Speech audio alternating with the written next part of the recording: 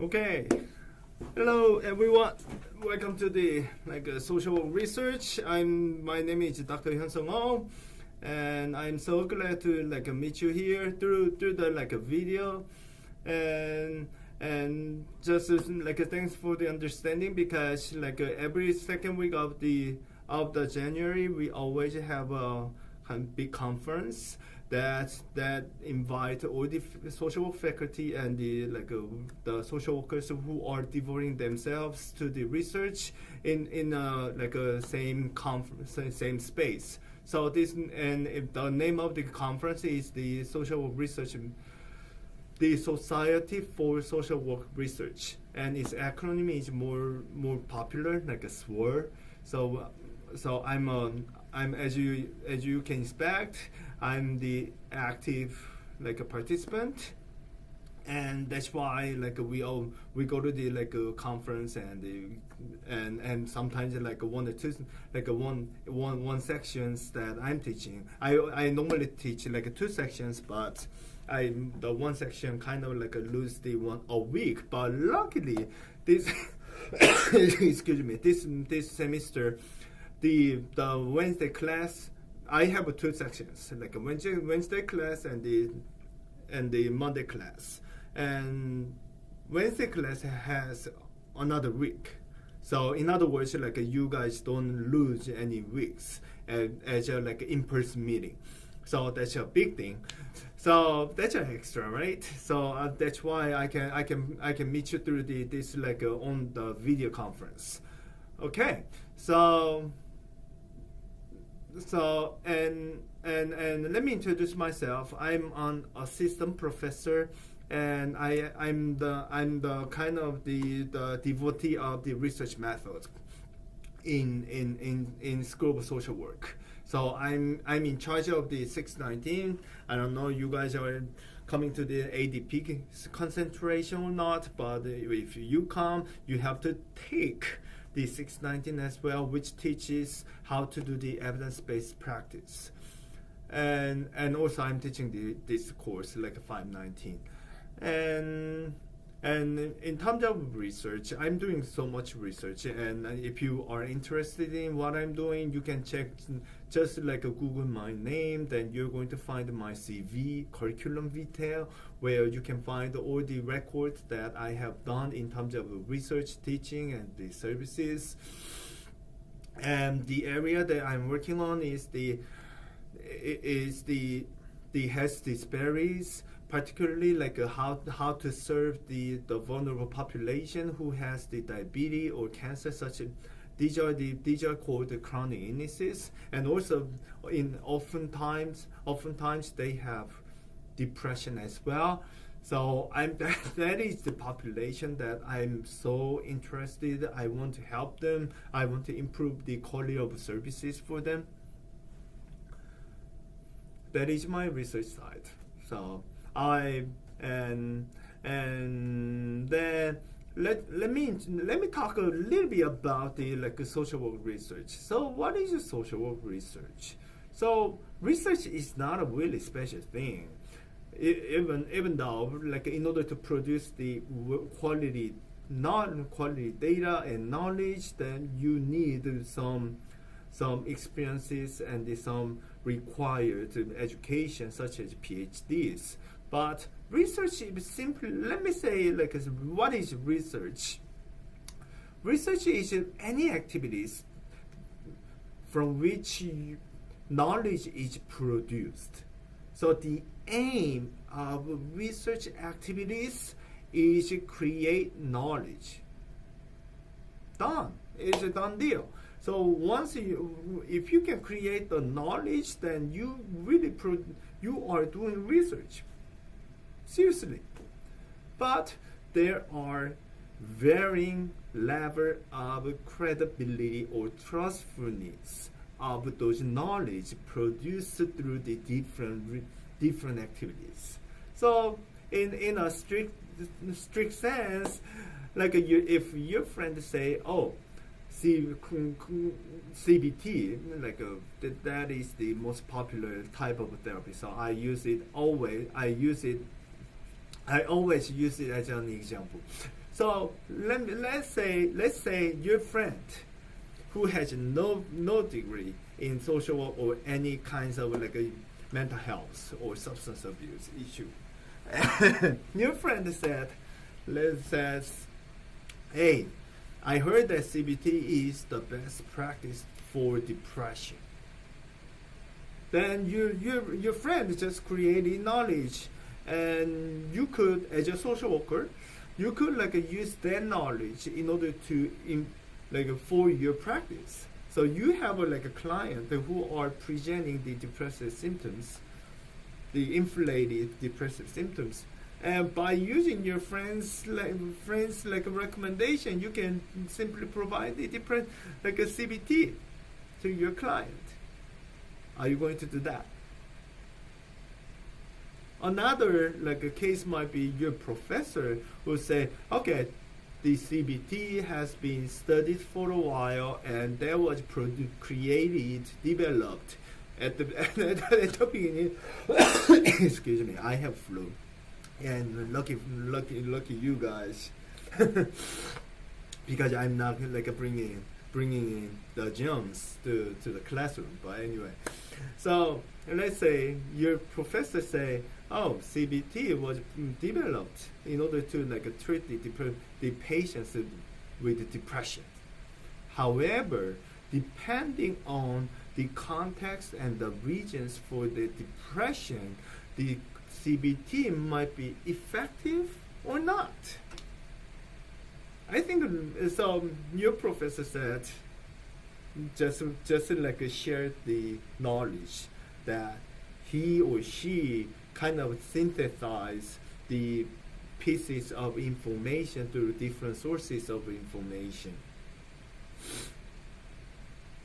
and just like gave you the knowledge. Are you going to like provide the CBT based on what your professor said? Probably compared to what the friend said, I would like rely on the professor's like a recommendation. That's the reason that you guys are coming to the MSW program, right? So that you can meet the experts. So these two kind of examples show that there is a different level of credibility for the knowledge that you are exposed to, and that's why we want something that can give us some peace of mind, because we don't want to really like juggle with the rich knowledge. It should be more credible, right? More believable, or more trustful. That's why like a research comes in. So there is a concept, scientific method. So scientific method is a really structured protocol, and if you rely on this protocol, really like a structure, it's a really like a fixed kind of a setup process, stages. And once you follow these stages that are predetermined, then you could minimize the influence of biases and the errors that human beings always create. You see what I mean? So that the scientific method gotta be used when the research is conducted. That's why what we see, the knowledge from the research is more credible, because the scientific method can prevent from the egregious flaws and issues that can undermine or compromise the credibility of knowledge produced through the research. However, we live in a human the imperfect world.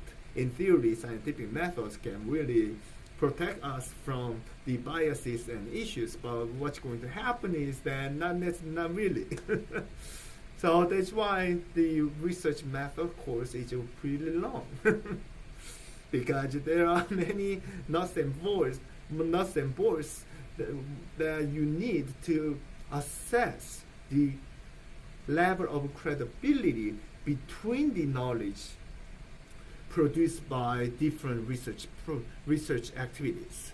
You see what I mean? There are a ton of research papers, and you shouldn't believe that those million research papers are impeccable. You shouldn't believe that. They are not impeccable. They are subject to human errors and the biases. Even my research are subject, so have the biases and errors that I disclose in the section of the limitations, but there are more.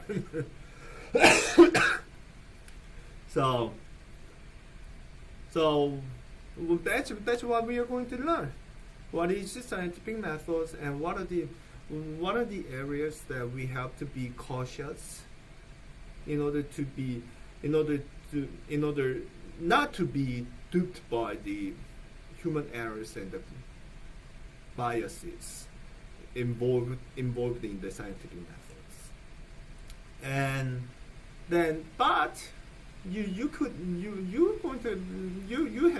I'm sure like you have already like the kind of stereotypes about the research. Research is boring. Research is complex. Research is math. Research is statistics. Research is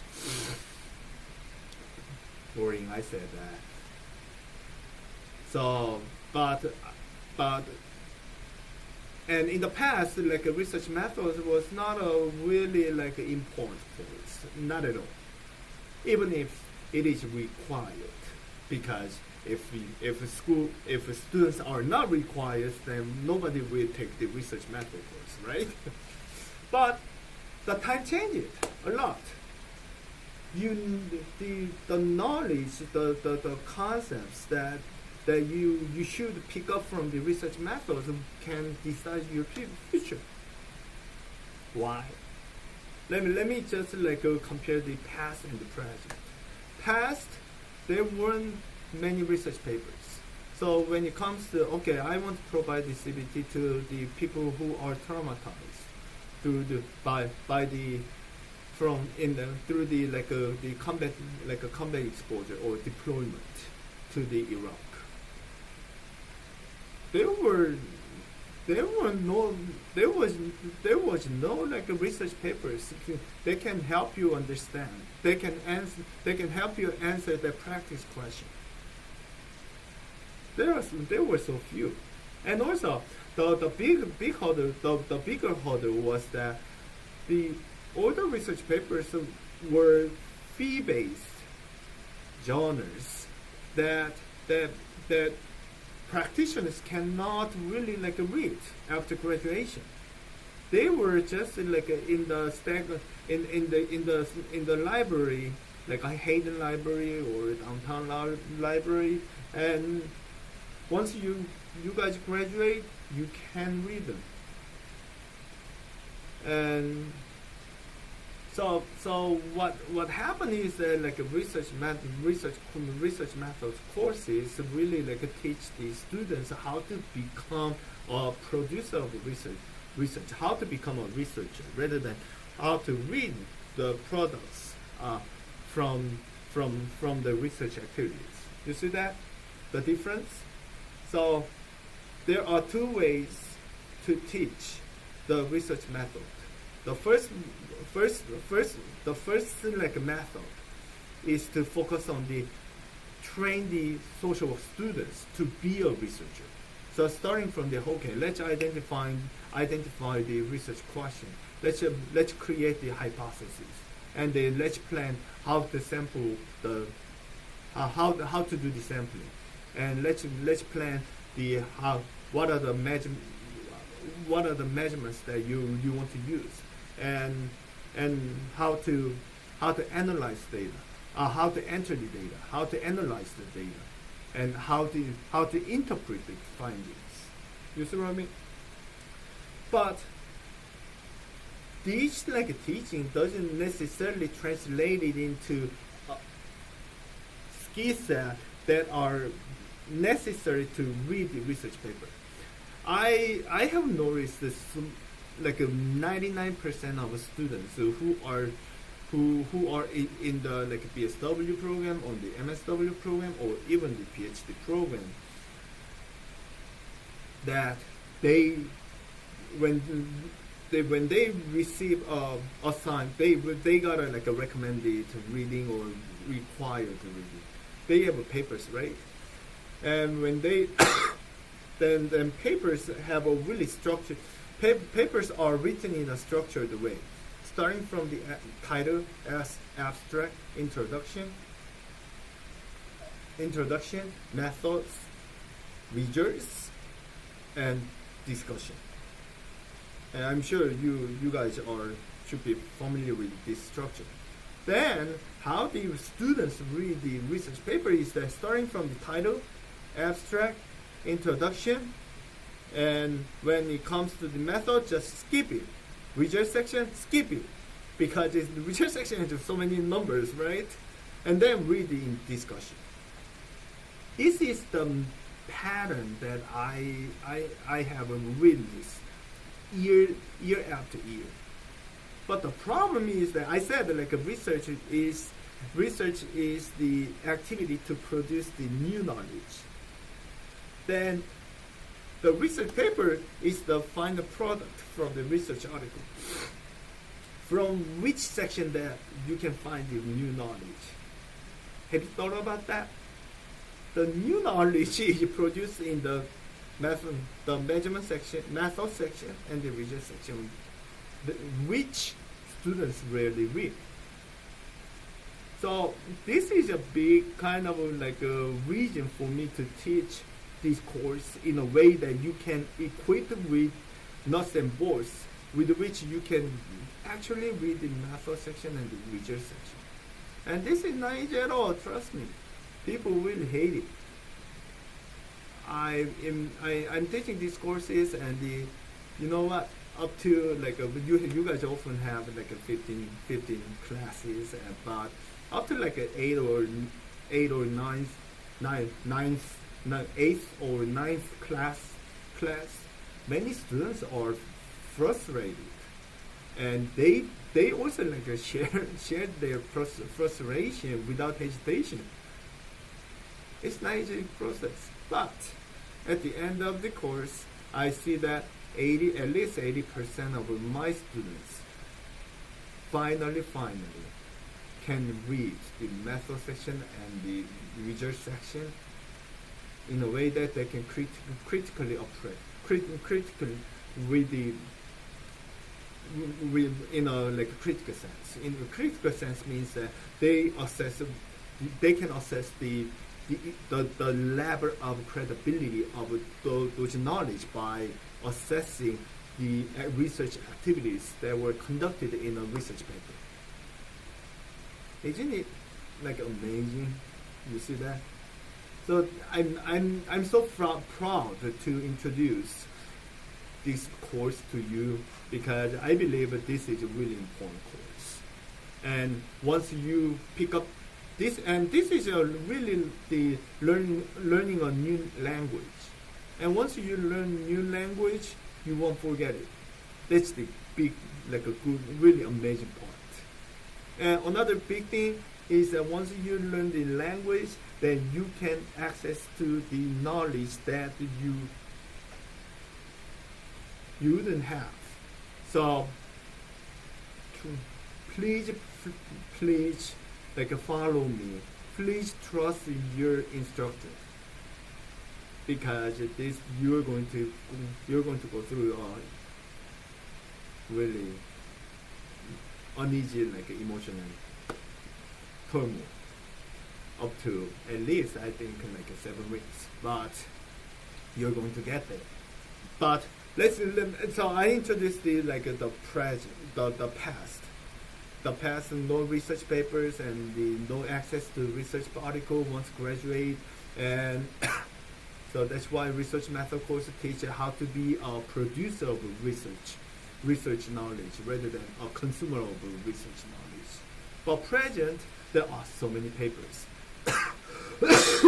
If you go to the Google Scholar and Google the any topic that you're interested in, let's try like Google the depression among the diabetes patients or like effectiveness of CBT for depression. You're going to find at least like 100 like results. There are so many papers, and also you have you have this. This has like a more computer power than the one that the another computer that which was used to send the folks to the moon in 1969. So what's going to happen is that what's happening is that there you can like you can excuse yourself saying, oh, I can read the research paper. There are so many research papers. PubMed offers the free access to the many research papers. And what else? Like a Cochrane Library, Cambridge Collaboration offer you many like systematic reviews. So there is no way to say, oh, I can access to the research article because I'm graduate. And lastly, there is a big, really powerful national initiative for accountability of healthcare or other social care for vulnerable populations. Have you heard of the NIH, National Institute of Health? Have you heard of the AHRQ, Agency for Healthcare Research Quality, or other private insurers are asking for the evidence from providers regarding the effectiveness of the therapy which is being provided with their resources. So, how to protect yourself?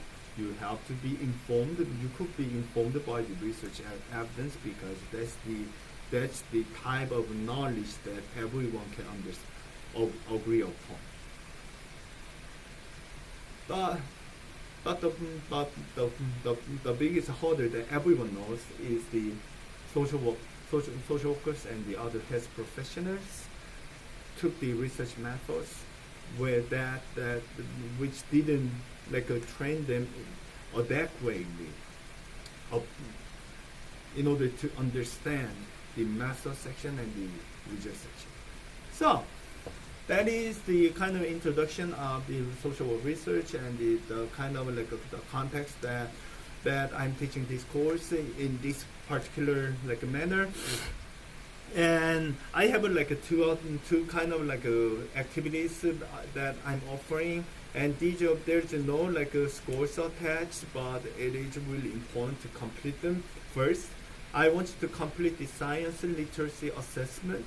So let me show you. So